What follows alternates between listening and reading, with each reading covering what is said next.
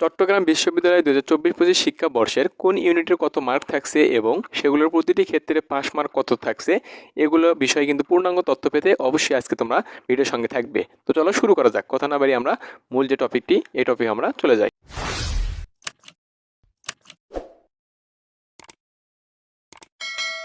তো প্রথমে আমরা দেখে নিব মানবন্ধনী। দেখো এখানে কিন্তু লেখা আছে এ ইউনিটের ক্ষেত্রে। তো এই ইউনিটের ক্ষেত্রে দেখো সাবজেক্ট থাকছে কয়টি এবং কি কোন সাবজেক্টে কত মার্ক থাকছে এবং পাস মার্ক কত। তো সেগুলো কিন্তু তোমরা আস্তে আস্তে ধীরে ধীরে কিন্তু বুঝতে পারবে। তো দেখো এখানে কিন্তু বাংলায় আছে 10 মার্ক, ইংরেজিতে রয়েছে 15 মার্ক এবং বাংলায় রয়েছে 3 মার্ক, কিন্তু এখানে পাস মার্ক, এবং ইংরেজিতে রয়েছে 4 মার্ক, কিন্তু এটা কিন্তু 5 নম্বর। তো তারপরে দেখো পদার্থ, রসায়ন, গণিত ও জীববিজ্ঞান। তো এই চারটি যে সাবজেক্ট রয়েছে, এই চারটি যে কোনো একটি কিন্তু তোমাকে যে কোনো তিনটির কিন্তু এখানে উত্তর দিতে হবে। এই তোমার 25 মার্ক করে রয়েছে এবং সেখানে যে কোনো তিনটি যদি তুমি উত্তর দাও সেক্ষেত্রে তোমার 75। এই 75 আর 25 মিলে কিন্তু 100 মার্কের ভর্তি পরীক্ষা তোমার অনুষ্ঠিত হয়ে থাকবে এই ইউনিটের ক্ষেত্রে। সেখানে কিন্তু তোমার 40 মার্ক কিন্তু পাস মার্ক থাকবে। তো আশা করি বুঝতে পেরেছো। তো এই ইউনিটের ক্ষেত্রে কিন্তু বাংলা, ইংরেজি, পদার্থ, রসায়ন, গণিত এবং জীববিজ্ঞান, তো এই কয়েকটি কিন্তু সাবজেক্টের ভর্তি পরীক্ষা অনুষ্ঠিত হবে। তো সেক্ষেত্রে নিচের যে চারটি সাবজেক্ট রয়েছে পদার্থ, রসায়ন, গণিত এবং জীববিজ্ঞান, তো এই চারটির মধ্যে যে কোনো এই তিনটিকে তোমার কিন্তু অ্যান্সার করতে হবে।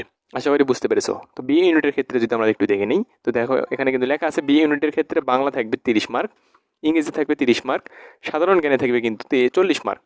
তো তাহলে কিন্তু এখানে দেখো 30, 30, 60 এবং 40 এই 100 মার্কের কিন্তু ভর্তি পরীক্ষা অনুষ্ঠিত হবে বি ইউনিটের ক্ষেত্রে। তো সেখানে কিন্তু পাস মার্ক থাকছে কিন্তু তোমার 40। আশা করি বুঝতে পেরেছো। তো তিনটি সাবজেক্টের উপর তোমার কিন্তু ভর্তি পরীক্ষা অনুষ্ঠিত হবে, বাংলা, ইংরেজি এবং সাধারণ জ্ঞান। তো এবার আমরা চলে আসবো B1 উপ ইউনিটের ক্ষেত্রে। তো এবার যদি দেখতে পাচ্ছ B1 উপ ইউনিটের ক্ষেত্রে, তো এটাতে দেখো লেখা আছে বাংলায় থাকছে কিন্তু 25 মার্ক, ইংরেজিতে থাকছে 25 মার্ক এবং সাধারণ জ্ঞানে রয়েছে 50। এই টোটাল কিন্তু 100 মার্ক। অর্থাৎ বাংলায়, ইংরেজি, সাধারণ জ্ঞান মিলে তোমার 100 মার্কের ভর্তি পরীক্ষা অনুষ্ঠিত হবে। তো সেক্ষেত্রে বাংলায় দেখো 6 মার্ক, ইংরেজিতে রয়েছে 5 মার্ক, পাস মার্ক কিন্তু এগুলো 5 নম্বর, এবং সাধারণ জ্ঞানে কিন্তু 17 পেলে তোমার কিন্তু পাস মার্ক তুমি কিন্তু পাবে। 17 পর্যন্ত তোমাকে কিন্তু পেতে হবে। আশা করি এটুকু বুঝতে পেরেছো। তো সেক্ষেত্রে B1 উপ ইউনিটের ক্ষেত্রে তোমাকে পরীক্ষা দিতে হবে তিনটি বিষয়ের ওপর, বাংলা, ইংরেজি এবং সাধারণ জ্ঞানের ওপর। তো এই তিনটি বিষয়ের উপর B1 উপ ইউনিটের ক্ষেত্রে ভর্তি পরীক্ষা অনুষ্ঠিত হয়ে থাকবে 100 মার্কের। তো B2 উপ ইউনিটের ক্ষেত্রে দেখো লেখা আছে বাংলা থাকবে 30, ইংরেজি থাকবে 30, এই 60, এবং যে কোনো দুটির বিষয়ে তোমার কিন্তু যে কোনো দুটিতে তোমার কিন্তু অ্যান্সার করতে হবে। তো কী থাকছে, আরবি, ইসলামিক স্টাডিজ, পালি এবং সাধারণ জ্ঞান। তো এই কয়েকটির যে কোনো এই দুটি তোমাকে কিন্তু উত্তর করতে হবে, এবং সেক্ষেত্রে 20, 20, 40 ওপরে তোমার 60, বাংলা, ইংরেজি মিলে 60 এবং 20, 20, 40 যে কোনো দুটি সাবজেক্টের ওপর অ্যান্সার করতে হবে। সেজন্য 20 করে 40 এবং ওপরে কিন্তু থাকলো তোমার 60। এই 100 মার্কে কিন্তু ভর্তি পরীক্ষা অনুষ্ঠিত হবে। সেক্ষেত্রে তোমার 40 কিন্তু পাস মার্ক থাকবে। B2 উপ ইউনিটের ক্ষেত্রে 40 মার্ক তোমাকে কিন্তু পাস মার্ক তুলতে হবে। আশা করি এটুকু বুঝতে পারছো। তো নেক্সট যেটি রয়েছে আমরা সেটি এখন দেখে নিব। নেক্সট যে ইউনিটগুলো রয়েছে সেগুলোতে আমরা চলে যাই। তো এবার আমরা চলে আসবো সি ইউনিটের ক্ষেত্রে। তো দেখো এখানে কিন্তু সি ইউনিটের ক্ষেত্রে লেখা আছে ইংরেজি ভাষায় যোগাযোগ দক্ষতা। এখানে কিন্তু 40 মার্ক থাকছে নম্বর, এবং 40 মার্ক কিন্তু থাকবে বিশ্লেষণ দক্ষতা কিন্তু 30 নম্বর, এবং সমস্যা সমাধানের দক্ষতা এখানে থাকবে কিন্তু 30 নম্বর। এই 40 এবং এই 30, 30, 60 100 মার্কে কিন্তু ভর্তি পরীক্ষা অনুষ্ঠিত হবে সি ইউনিটের ক্ষেত্রে। তো ইংরেজি ভাষায় যোগাযোগ দক্ষতা এখানে কিন্তু তোমার পাস মার্ক থাকছে কিন্তু 13, এবং বিশ্লেষণ দক্ষতা 10 মার্ক থাকবে 5 নম্বর, সমস্যা সমাধানের দক্ষতা এখানে কিন্তু থাকছে 10 নম্বর।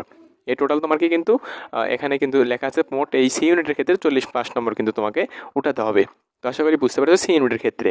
তো আমরা এবার চলে আসবো ডি ইউনিটের ক্ষেত্রে। তো দেখো ডি ইউনিটের ক্ষেত্রে যদি আমরা দেখে নিই, বাংলা থাকবে, ইংরেজি, বিশ্লেষণ দক্ষতা, সাধারণ জ্ঞান বা গণিত অথবা অর্থনীতি। তো বাংলায় কিন্তু থাকছে 30 নম্বর, ইংরেজি থাকবে 30 নম্বর, এই 60, বিশ্লেষণ দক্ষতায় 20 এবং সাধারণ জ্ঞান, গণিত বা যে কোনো একটিতে 20, এ তোমার থাকবে টোটাল 100 মার্কের। ডি ইউনিটের ক্ষেত্রে ভর্তি পরীক্ষা অনুষ্ঠিত হবে 100 মার্কের। তো এখানেও কিন্তু তোমাদের 40 মার্ক তুলতে হবে, তাহলে তোমার পাস মার্ক হবে ডি ইউনিটের ক্ষেত্রে। আশা করি এটুকু কিন্তু বুঝতে পেরেছো। তো আমরা নেক্সট শেষের যে D1 উপ ইউনিটটি রয়েছে এটা আমরা দেখে নেওয়ার চেষ্টা করব। তো লাস্ট তোমরা দেখতে পাচ্ছ এখানে D1 উপ ইউনিটের ক্ষেত্রে দেখো বাংলায় তোমাদের 35 থাকবে নম্বর, ইংরেজিতে থাকবে 30 নম্বর এবং সাধারণ জ্ঞানে থাকবে 35। এই টোটাল কিন্তু 100 মার্কের ভর্তি পরীক্ষা অনুষ্ঠিত হবে তিনটি বিষয়ের ওপর।